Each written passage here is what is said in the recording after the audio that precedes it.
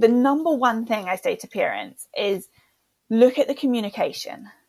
How are you communicating with a childcare provider to ensure that your child is getting the best support and care that they can?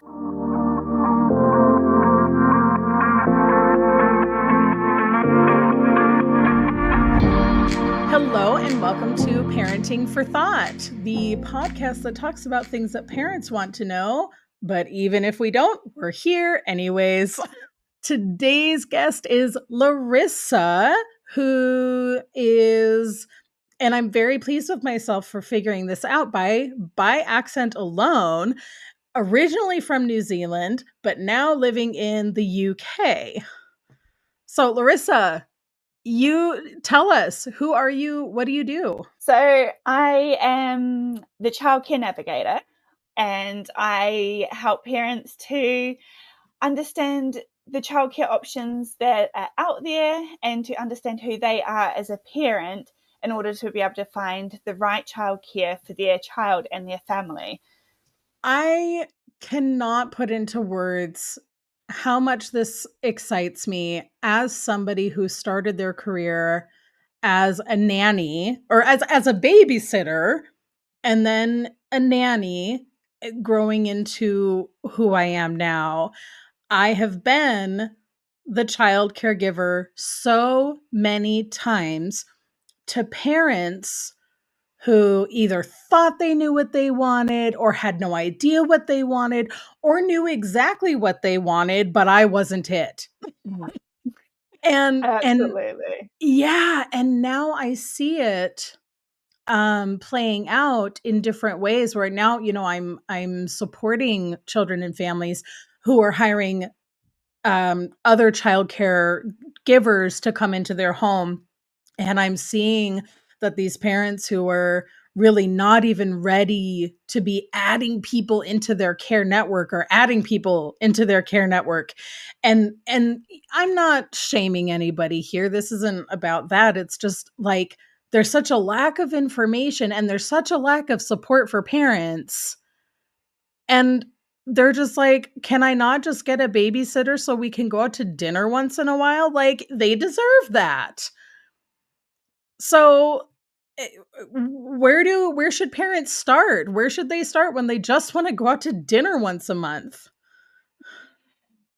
If you want to go out for dinner, honestly, look at your immediate network. Look at your friends that you have, look at your family that you have around you, talk to your friends about who they use, pull on that first before you reach out to other people. But if you don't have a close network to where you are, a lot of people now don't have their family nearby to them. Right. For me, obviously, half my family is across the world. Yes. It's the modern age. It is, exactly. You then, honestly, I find going onto like Facebook groups, into your local parents groups, and asking who people use and finding out what their connection is to that person. Like, is it their teenage child? Is it their cousin? Is it is it a family connection, or is it somebody who they have been using for 6 months, a year or so, and Right. they've now created a good rapport with them and they highly recommend them. And it was somebody that they brought in externally. That's where I would start. Otherwise, in the UK, then we have agencies as well to try and find babysitters. Obviously, that comes with an additional cost because you're paying the agency, but they have vetted the babysitters then. Mm-hmm. There are minimum, experience and qualifications that they need. So that is an option as well, if you would rather go down that route. I think this would be a great time to even pause on the direction of this conversation and say, historically, childcare has been women and young women. And folks didn't always care if they were qualified because being a woman was qualification enough. And that's caused a lot of harm. And now we're getting into a time where a lot of childcare workers are starting to establish themselves and say, "Mm, no, it's not just that I'm making sure that your kid doesn't burn the house down. I'm investing in your child, and that deserves more than minimum wage. You can't pay me $10 an hour to be doing what I'm doing." And I I think before a parent even starts to ask around, I think they need to get very honest with themselves about their expectations and what they're willing to invest, because it is an investment, right? Yeah, especially when it's in-home childcare rather than, external childcare at a nursery or a childminders, for example. Then Oh, yeah, bringing sure. somebody into your home is, it is a big investment. It is in many ways a luxury. Yes. It's not, it's not just a sort of given right, I Yes. suppose. Thank Um, you. And it and I think both of us are saying that while acknowledging that this is a systemic failure, right? It's not a personal failure Absolutely. if a parent can't afford that. It should be something that is just available, but it's not. So we're doing our best with what we have. And there's a lot of childcare providers, like freelancer style, who would be very happy to accommodate certain budgets, because if they keep, a couple of slots open for folks who need some more financial support, then the folks who are paying them full price are subsidizing that. Yeah, absolutely. Something that I do. So I'm not sure if you know, but my career is a nanny as well. And I actually still nanny. Now that I have my toddler, he comes with me. Love So that.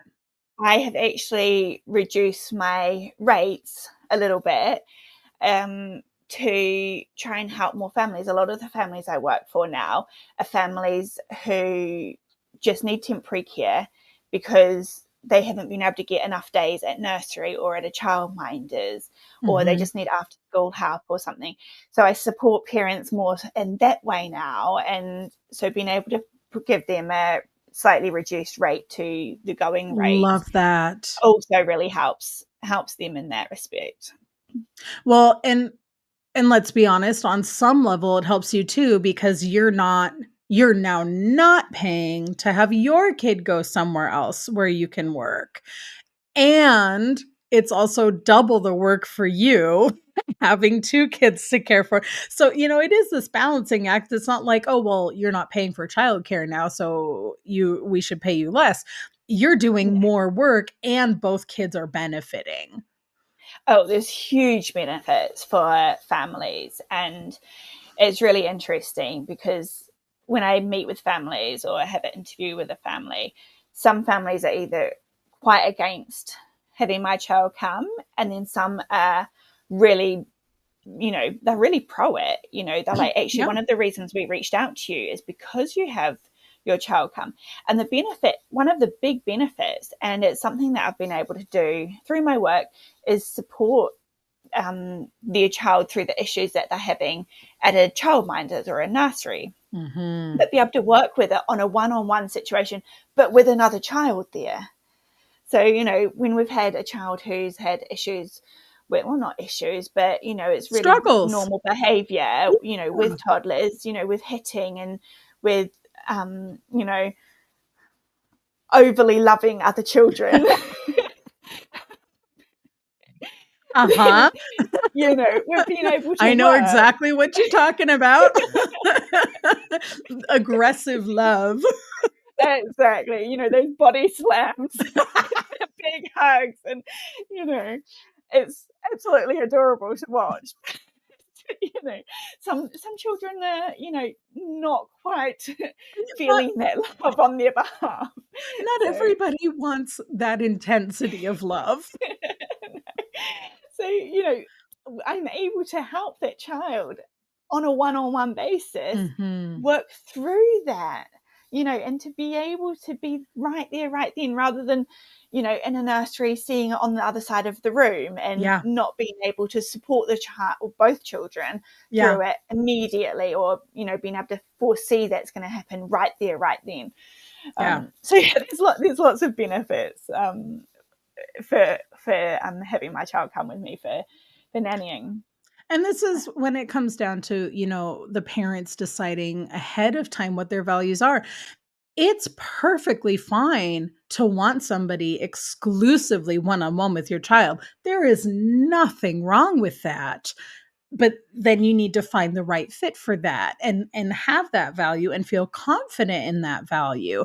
Or maybe you're not sure and you're open to it. So, but that's also fine. Absolutely.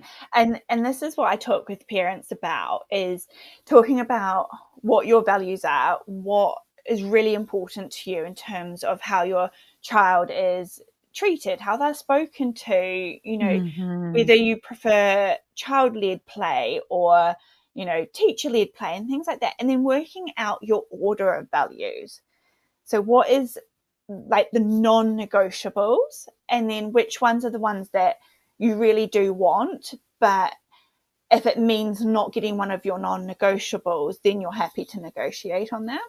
Right. Because let's just be completely honest, no form of childcare, no provider is going to be 100% what you want. You might get No, like 95%, and that is amazing, but you just won't get 100% because they're not you. 75% is great. Or so when I moved here, folks who have been following me for a while know that I moved here to support my friend and her kids. And my friend is, she is the least fragile person. I just adore her. And she'll say, oh, the teachers called and said this is an issue with this kid, so I'm outsourcing it. That's your problem.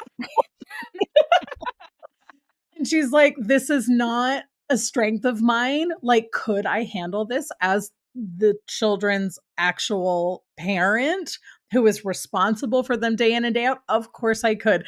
But is it the thing that I'm going to do best, or is Emery going to handle it better? Emery's going to handle it better. If you go talk to Emery about it. There's nothing wrong with that. There's no reason that parents can't partner with their child caregiver and say, okay, this hitting thing or like this mealtime thing, like what are your thoughts on that? Like what are you seeing? Or is my kid even doing that with you? Or are they really just doing it with me? Yeah, absolutely. So I see any form of childcare, whether that be a babysitter, a nanny, a childminder, a nursery, as essentially a third parent. And by that, I mean that the number one thing I say to parents is look at the communication. How are you communicating with a childcare provider to ensure that your child is getting the best support and care that they can? This isn't about at home we do this, so you must do this, or, you know, anything like that. It's about working together as a team. Just like you would at home, if you have a partner, you would speak to each other about something going on and how you want to resolve it together, how you want to support your child through that Yeah. process or that stage. Your childminder or your childcare provider should be an extension of that. Yes. It shouldn't be a us and them. You should be a team together. Yes. I I love it so much. And furthermore, children are going to encounter so many authority figures in their lifetime just as a child. And each one is going to be different. Every teacher they have, every teacher's aide, every librarian, every doctor, all of these people have their own way to work with a child. And there might be things about it that you don't love as a parent. You know, when you go to the doctor, you don't love the way that the doctor talks to the kid, but you trust that they're getting the best medical care. So you've negotiated on that and you've said, well, we can deal. I can teach my kid that, well, this doctor's just, they don't really have time to hear all of your lovely stories like I have time to hear your lovely stories. Like they're very busy. That's fine. It's not causing harm. And it's okay that that kid learns that, gosh, this doctor's just very busy and we don't have time for chit chat with the doctor. We just got to get our shots and get out. There's Yeah, al- absolutely. there's also And like, nothing wrong with your child caregiver operating differently than you as long as you have that base value match. yeah, absolutely. You know, one of the things that I say to children when I'm working with them as a nanny is, you know, sometimes there's mummy and daddy rules, and sometimes there's nanny Larissa rules. Mhm. So, you know, a couple of big ones that crop up a lot, especially once the children are, you know, 3 years plus, is TV and chocolate or sweets. And the reality is, 100%. This is any listeners, I cannot tell you how real this is. the reality is, you know, they come out at the weekend, you know, it's lovely treats, you know, the family all sit around on the sofa watching the Disney film, having some Yep. chocolate and crisps and things. But during the week, the TV is off and the sweets are away. And sometimes, you know, you've just got to, you know, reinstate that boundary that, you know, sometimes there are things that are different Yeah. between different people, you Yeah. know, And and that's that is okay. okay. It's Absolutely. As it's long not as the parents and the childcare provider have had that conversation, you're both on the same page yeah. about it. Because in the parents can also say, this is a rule with us and that is a rule with the childcare provider. Yep. And then the child feels secure knowing what the rules are with who. Yes. Yes. Um, yeah, the rules don't need to be the same everywhere. It's absolutely okay. It is not harmful to development for a child to know that when I'm with Larissa, things are a little different. It's perfectly normal and it should be different because you're not the parents. One of the things I love, so I'm also a currently a long term childcare provider for a family. um, After my last job, I tried working in a school and I did so for a year. And by the end of it, I was I was not well in my body or my mind, for so many reasons. It just was not a good fit. And I said, I'm done. I just want to snuggle a baby for a decent family and like heal and get back to center, right?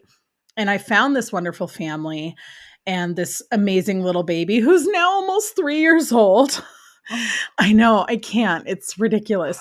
But being with them for this long, we've had so many conversations. And one of the things that I really, really love is how we all talk about food with this kid. And, caveat, I've done the research. I know that sugar is not the devil that it's been made out to be. And the parents have done that same research, and we're all on the same page about it. And when me and the kid are out and about and, it's snack time and he's like, I'm hungry. And I'm like, cool, what do you feel like? Sometimes he goes, I think I want something sweet. And I go, cool, let's go find something sweet.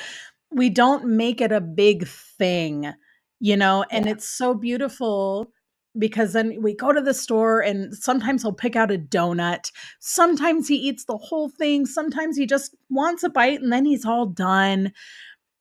But the choices are there and it's the communication with the parents is so good because then they know that our snacks vary day to day. And sometimes they'll write me and say, hey, we had a birthday party this weekend. We have been living on cake. So if we could just, for the balance of things, if we could go a little light on the sugar for the next few days until things balance back out, that'd be great. Or like, hey, It's been really veggie heavy. Go ham. Go do whatever you want.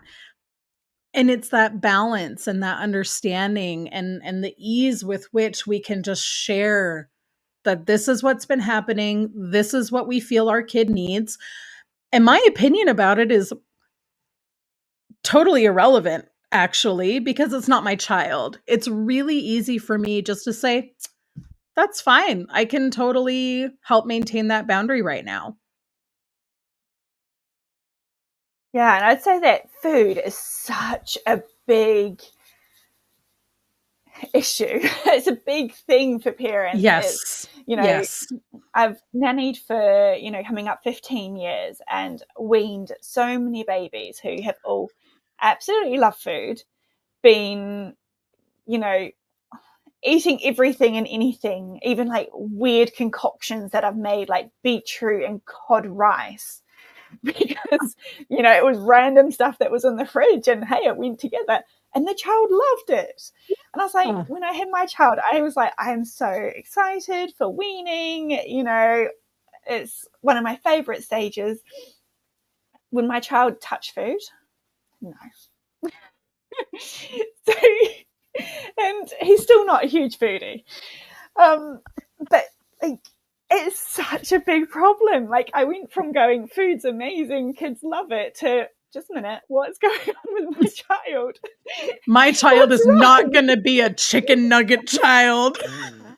Actually, to be fair, he's never had chicken nuggets. He has had McDonald's, but he never had chicken nuggets. But the point is I've had to change the way that I do things for him. And basically the idea is that you need to talk to the childcare providers and be like, how do you deal with food? How do you talk about food? Yes. How do you offer food? Because for some children, a certain way is going to work for them or it's not. Yes. Some children are grazers. They're not going to sit down Right. and eat 3 meals a day. They are just going to pick at food. Yep. And some children, they need to be able to sit down and eat their 3 meals. Otherwise, they just end up not actually eating anything. Yes. So you just need to talk. You need to find people who's on the same page as you, and it'll be a lot easier that way. Yeah, all of this and more. It's so true. So I already have an idea of what I think probably some of the most hot button topics are for parents, but what would you say they are besides the obvious that we've already discussed, which is food? The other big one will be behavior, and especially the naughty step, the naughty corner. I forgot that's still a thing. The timeout corner, I don't know, whatever other name somebody wants to give it. The quiet zone. Yeah. Now, don't get me wrong, a quiet zone does work for a lot of children, especially if they're able to take themselves off to it, but it needs to be used in the right way. Whereas I do know that some people try to use the quiet zone as a nice name for using timeout. I completely forgot that's, I get such blinders on sometimes in my work. And hey, I want to be the first to admit that for the first like 10 years of working with kids, I was totally doing timeouts and the naughty step and all of that and the go to your room and, oh, you're throwing a tantrum, so you need to stay alone in your room until you calm down. It pains me to say that, but have I learned a lot since then? God, yes. So again, this isn't all about of the time though as well, Yes. Super Nanny being on TV, and that was obviously one of her big things. I grew up watching it, sitting down watching it every week with my family as a teenager. So, in the years before I did my training, that's what I was seeing. That's what I was learning and believing was how you interacted with children. And that's all a massive progressive step compared to what was happening 30, 40 years ago. So, let's just acknowledge that we've come leaps and bounds in the last 50 years from Mm. beating your children as an expectation to actually the naughty step doesn't work. Like, that's huge. That's So it's, huge yeah, progress. it is. It's, probably faster progress we've had in terms of, Mhm. you know, treating children like a human. Hot take, And, Larissa. Hot take. what? Why do people treat children like they're not a human? Oh, They gosh. have their own thoughts. They have their own feelings. Gosh, my toddler surprises me sometimes with just how he wants to do things. I'll be like, right, we're going to do this now. And he's like, no, mummy, first we're going to do this and then we will do that. And if I'm in a bit of a hurry and I'm like, well, can we just do this one first? And he's like, no, mummy. And I'm like, actually, if I just let him do the first thing he wants to do, we actually get to the second thing so much faster than if I push it and try to do the second thing first. I'm so sorry to say that I couldn't get past that. No, mummy. It's too precious. It's too precious. Yeah, I was nannying for a family years and years ago. Feels like a lifetime ago. And I'll never forget something that the mom said to me. Because we were talking about, like, getting married and having kids and just kind of the way that your life goes. And she was like, yeah, one day you're getting married and going out drinking and doing this and that and the other thing. And I don't remember everything else she said exactly, but this is a direct quote. And it was, and then you have a kid one day and suddenly they have opinions. And that has stuck with me for decades because it's so true. When you have a child, that little baby is already pre-installed, factory installed with a personality. You can Absolutely. And you, you can you learn shape. so, sorry. Oh, you're good. You can shape, you can inform, you can guide, but that personality has it is what it is. You also never learn more about yourself than you Oh, do when you've got a toddler. a child, I'm convinced all children are mirrors. They just show you the worst things about yourself right back in your face. Why is it always the worst bits or the bits that you never even realize you do or say? Right? Though I do have to share. Gosh, what was it that he said? The kiddo that I take care of. Right, it was this. His mom wrote me that he walked into the room and said to his mom, "What's up, my darling?" And she giggled. And he goes, "What? That's what Emery always says." I I love it. I am never going to forget that for as long as I live. That the child remembers me for saying, "What's up, my darling?" Does it get better than that? I don't think it gets better than that. That's amazing. I love Oh, it. sometimes they reflect the best of us back to ourselves. Sometimes we get really lucky. Larissa, if there was one thing you wish someone would walk away today knowing, what would it be? Okay, I know that I have gone on and on and on about this, but communicate. Communicate, communicate, communicate. Starting with your partner, if you have one at home, about how you want to, interact with your child, how you want to talk to them, how you want them to be engaged with and taught. And then with the childcare providers, when you're meeting them, really dig deep and find out who they are, why they're in early childhood education, and how it is that they interact with children.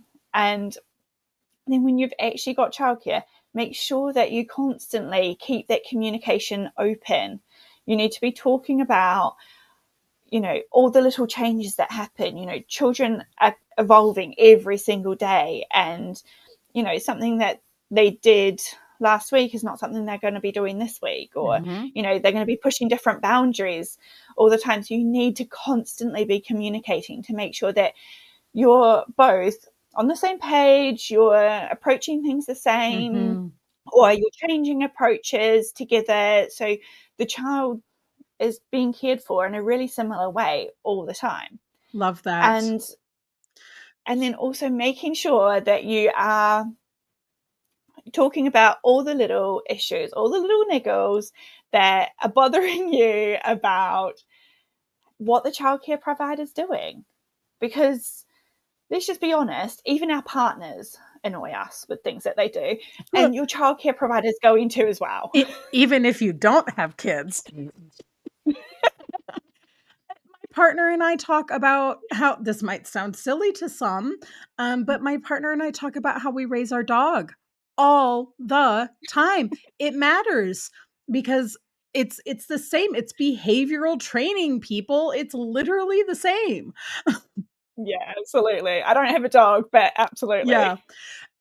Larissa, might you have a really great resource to offer our listeners and viewers today? So, yes, I do. I wrote a book, and this is Amazing. going to, thank you, this is going to help parents to know what they should be asking childcare providers in the first place. And it also really help have those conversations with your partner. So it is available on Amazon. It is called Questions to Ask Prospective Childcare Settings and Childminders. And it has over 140 questions. So it is very detailed, and it is like a notebook. So it's all there, and you can write all the answers from the childcare providers, and you can compare them side by side, making it Incredible. so much easier for you to actually compare the childcare providers. I cannot put into words how much I love this. This is a resource that should be in the hands of every single family. Every single Yeah, one. Truly. Even if you end up deciding not to go with a child care provider, beyond, for example, what the school is providing, use this to get on the same page with your partner about your values, about how the two of you want to interact with your child. There's no wrong way to use this resource. no, absolutely. And it's really cheaply priced, really. It took me months and months to put together. With years And of experience, actually. Your years of yeah, experience wrote it. absolutely. Yeah. It did, absolutely. But the way it has been written is to make you think about what you want. Nowhere in the book have I said how anything should be done. And Love it. because I don't want parents to think that, anything should be done in a particular Right. way, because Absolutely. everyone is different. So it's all about getting you to think about what is important to you Yes. with all these, different situations, all 140 of them. What is important to you? How do you want your child to be treated in those circumstances? Love it. Larissa, thank you so much for joining me today on Parenting for Thought. I'm sure you and I are going to be doing more collabs in the future. Yeah, absolutely.